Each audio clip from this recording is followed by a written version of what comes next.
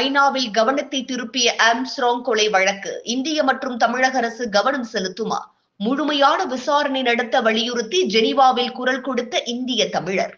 Mr. President, I would like to bring this council attention of the murder of Mr. Armstrong, Bahujan Samaj Party from Tamil Nadu in India.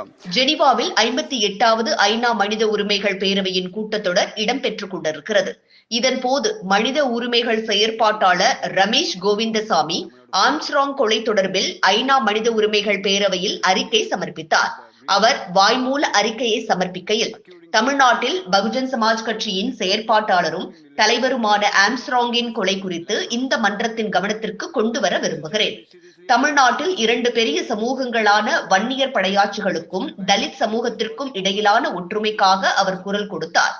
இந்த கொலை குறித்து முழுமையான விசாரணை நடத்தவும், தமிழ்நாட்டில் உள்ள பிற சமூக சுற்றுச்சூழல் ஆர்வலர்கள், சமூக தலைவர்கள் மற்றும் அரசியல் தலைவர்களுக்கு உயர்மட்ட பாதுகாப்பை உறுதி செய்யவும் இந்திய அரசாங்கத்தையும் தமிழக மாநில அரசையும் இந்த மன்றம் வலியுறுத்த வேண்டும் என அவர் குறிப்பிட்டார்.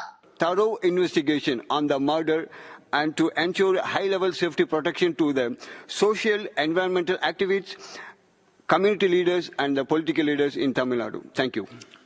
பகுஜன் சமாஜ் கட்சியின் மாநில தலைவரும் வழக்கறிஞருமான ஆம்ஸ்ட்ராங் சென்னையில் அவரது வீட்டின் அருகே அடையாளம் தெரியாத நபர்களால் கடந்த வருடம் ஜூலை மாதம் வெட்டிக் கொல்லப்பட்டார். ஒடுக்கப்பட்ட மக்களுக்காக தொடர்ந்து குரல் கொடுத்து வந்த ஆம்ஸ்ட்ராங் கொலை தொடர்பில் பலர் கடும் கண்டனத்தை வெளியிட்டிருந்தமை குறிப்பிடத்தக்கது.